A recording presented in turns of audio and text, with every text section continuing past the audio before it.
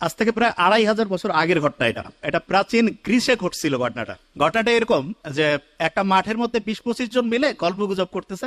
হঠাৎ করে গল্প করতে করতে একজন অজ্ঞান হয়ে পড়ে গেছে। যখন অজ্ঞান হয়ে পড়ে গেছে, তারপরে তার সারাটা শরীর, ভূমিকম্প হলে মাটি যেমন কাঁপতে থাকে এরকম করে সারাটা শরীর কাঁপতেছিল। বেশ কিছুক্ষণ কাঁপলো। আশেপাশের লোক চিন্তা করতেছে এ নিশ্চয়ই বোধহয় কোনো অপকর্ম করছে, অন্যায় করছে, এই কারণে ঐশ্বরিক কোন শক্তি তাকে অজ্ঞান করে এরকম করে শরীরের মধ্যে দেখতে পাচ্ছে না, কিন্তু যে পানিশমেন্ট দিচ্ছে, শাস্তি দিচ্ছে। তো এইরকম 1-1.5 মিনিট হওয়ার পরে কাঁপুনি যখন বন্ধ হলো, কিছুক্ষণ পরে এদিক ওদিক থেকে পানি নিয়ে এসে তার গায়ে ছিটাই দিছে। সেই লোকটা বলতেছে কি হয়েছে স্যার, কিছু খেয়াল নাই। আশেপাশের লোক বলতেছে না, তোমার নিশ্চয়ই কোনো খারাপ কিছু করছো, তোমাকে আর আমাদের সাথে রাখা যাবে না, তোমার বিচার করতে হবে। বিচার করার জন্য তাকে ওইখানকার যে বিচারক কমিটি ছিল জোর জবরদস্তি করে টেনে হেসড়ে তাকে সেখানে নিয়ে গেছে। নিয়ে যাওয়ার পরে যারা বিচারক আছেন তারা জিজ্ঞেস করছে যে তোমার সম্বন্ধে যে অভিযোগ আসছে এইটার ব্যাপারে তোমার বলার কি আছে। তো ওই লোক তো অজ্ঞান হয়ে গেছিল, সে জানেও না যে কি করছে। সে বলতেছে আমি তো কিছুই জানি না, কিছুই খেয়াল করতে পারছি না। আশেপাশের সবাই বলতেছে যে না, এরকম ঘটনা ঘটছে, সে অজ্ঞান হয়ে গেছিল, তার সারাটা শরীর ভূমিকম্প হলে মাটি যেমন কাঁপতে থাকে তার সারা শরীর কাঁপতেছিল। তখন বিচারকরা এদিক ওদিক তাকাইলো, সবাই একই সাক্ষী দিচ্ছে এবং বিচারকরা বুদ্ধি শুদ্ধি করে বললো যে তুমি নিশ্চয়ই এমন কিছু করছো, এই সমাজে তোমার আর রাখা যাবে না, তোমাকে 1 সপ্তাহের মতো সময় এখানে আমরা আলাদা করে, ওই যে করোনায় আক্রান্ত হইলে যেমন একদম আলাদা করে রাখতো না, শুধু আলাদা করে যে চেহারা দেখার বুদ্ধি নাই, খাবার দাবার দিত, এরকম করে 1 সপ্তাহ রাখবো, তারপরে তোমাকে এইখান থেকে দ্বীপ থেকে বের করে অন্য জায়গায় নির্বাসনে পাঠিয়ে দেওয়া হবে। তা প্রাচীন গ্রিস দেশে 2500 বছর আগে যখন যে কেউ এরকম ঘটনার মধ্যে পড়তো, তখন তাকে এরকম করে জোর জবরদস্তি করে ওই বিচারকদের সামনে নিয়ে আসতো। বিচারকরা যখন শুনতো যে 8-10 জন বলতেছে যে হ্যাঁ এই লোকের এইরকম ঘটনাই ঘটছে, তখন তাকে 1 সপ্তাহ এক জায়গায় আটকে রাখার পরে তারপরে নির্বাসনে অন্য জায়গায় পাঠিয়ে দিত। তো এরকম করে প্রায় 15-20 বছর চলছে এই ঘটনা প্রাচীন গ্রিসে। হঠাৎ করে একটা অদ্ভুত ঘটনা ঘটছে। ঘটনাটা একদিন বিচার চলছে, একজন এরকম অজ্ঞান হয়ে গেছিল, তার শাস্তি, তার পানিশমেন্ট কি হবে এটা নিয়ে যখন বিচারকরা আলোচনা করছে, হঠাৎ করে একজন বিচারক অজ্ঞান হয়ে গেছে এবং সেই বিচারকের সারাটা শরীর ভূমিকম্প হইলে যেমন কাঁপে সেই রকম তার শরীরটা কাঁপতেছিল। মানুষজন চিন্তা করতেছে প্রধান বিচারক, মানে বিচারকদের যে প্যানেল আছে তার মধ্যে প্রধান বিচারক যিনি, উনি অজ্ঞান হয়ে গেছে এবং তার সারাটা শরীর কাঁপতেছে। এখন অন্যান্য বিচারকরা চিন্তা করতেছে এনার বিচার কে করবে, এনাকে কি পানিশমেন্ট দেওয়া যাবে কিনা। এবং অন্য বিচারকরা বলতেছে না, আমরা যতদিন থেকে আসি ইনি তো আমাদের চিফ জাস্টিস, এনার তো কোনো রকমের অন্যায় দেখি নাই, কোনো খারাপ কাজ দেখি নাই, সারা জীবন খালি মানুষের উপকার করছে, এই লোক হঠাৎ করে অজ্ঞান হইলো, কারণটা কি। তখন ওনারা একটা সিদ্ধান্ত নিল যে আচ্ছা এইটার আসলে কি অন্য কোনো কারণ আছে নাকি, সেটা জানার কোনো বুদ্ধি আছে কিনা।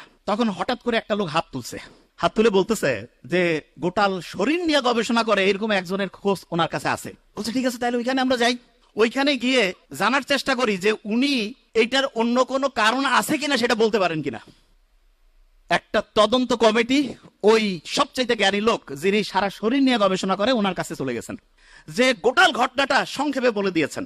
ওই জ্ঞানী লোক যার কাছে গেছে উনি আমরা যে মেডিকেল সায়েন্স পড়ি এটার ফাউন্ডিং ফাদার, আসলে ফাউন্ডিং ফাদার বললে একটু ভুল হবে, ওনার নাম হিপোক্রেটাস। যারা ডক্টর তারা জানে যখন মেডিকেলের চান্স পায় তখন যার নামে ওত দেয় তার নাম হিপোক্রেটাস। এবং ইন্টারেস্টিং জিনিস, উনি ওনাদের ঘটনাটা শুনে বলছে যে ঠিক আছে আমাকে কয়েকটা দিন টাইম দেন, আমি এটা নিয়ে একটু গবেষণা করি, একটু ভাবনা চিন্তা করি, তারপর আপনাদের বলবো। বাস, ওনারা চলে গেছে। 1.5-2 সপ্তাহ পরে উনি ওনাদের কাছে লোক পাঠাইছে যে আমি কারণ খুঁজে পেয়েছি। সব লোক অধীর আগ্রহে অপেক্ষা করতেছে কারণটা কি। যখন হিপোক্রেটাসের 1-to-1 সামনাসামনি আসছে তখন উনি বলতেছেন যে আপনারা যে মনে করছেন যে কোন ঐশ্বরিক শক্তি এ কোনো অপরাধ করছে, কোনো পাপ করছে, এই কারণে তাকে যে অজ্ঞান করে এরকম করে মারধর করতেছে, আপনারা দেখতে পাচ্ছেন না, ব্যাপারটা মোটেই এরকম না। তা ব্যাপারটা কি? বলছে ব্যাপারটা মাথার মধ্যে বিভিন্ন ক্রিয়া বিক্রিয়া হয়। এই ক্রিয়া বিক্রিয়া 440 হইলে যেমন ওই যে ভোল্টেজ আছে না, এমন হয়ে যায়, দেখা যাচ্ছে মেশিন টেশিন সব অকেজ হয়ে গেছে, ওর মাথা ওই সময় অকেজ হয়ে গেছে এবং এই কারণে সেন্সলেস হয়ে গেছে এবং সারাটা শরীর কাঁপতেছিল। এই কথা শোনার পরে অনেকে একটু বিশ্বাস করছে, অনেকে একটু অবিশ্বাসও করছে যে বিচারককে বাঁচানোর জন্য এরা কোনো ভিতরে ভিতরে কায়দা কানুন করছে নাকি।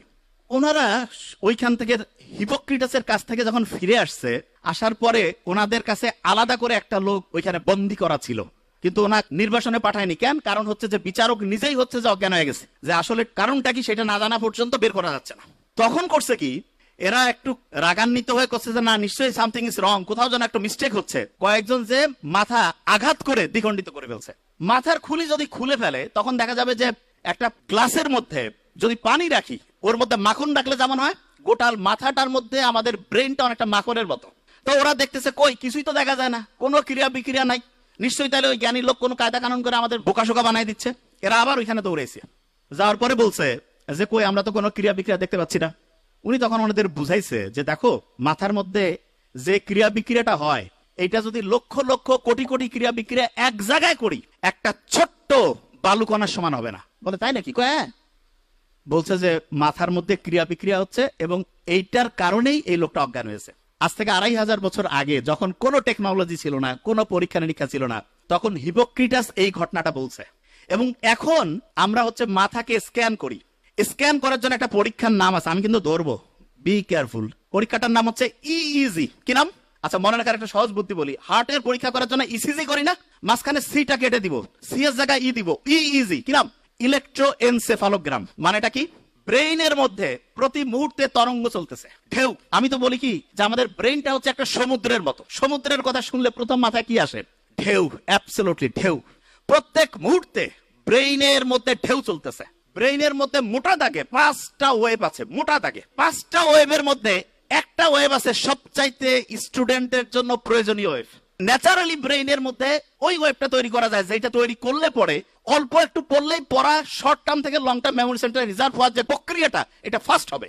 আর্টিফিশিয়ালি মানে আমরা নিজেরা চাইলে পরে ব্রেইনের মধ্যে ওই ওয়েভটা তৈরি করতে পারবো। বেশিরভাগ জনের মাথায় আসতেছে যে আসলে ওই ওয়েভটার নাম কি, ঠিক না? ইংরেজির প্রথম বর্ণের নাম কি? এ দিয়ে শুরু, আলফা ওয়েভ। কি নাম?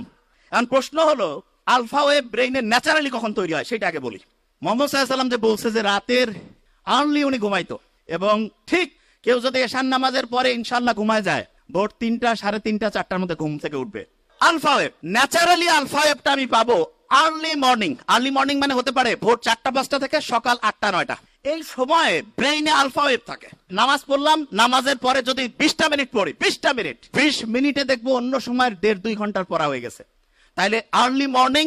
আর প্রত্যেকবার নামাজ পড়ছি, নামাজ পড়ার পরে যদি 20 থেকে 25 মিনিট করে পড়ি, ইনশাআল্লাহ ব্রেইনে দেখবো 20 মিনিটে 2-2.5 ঘন্টা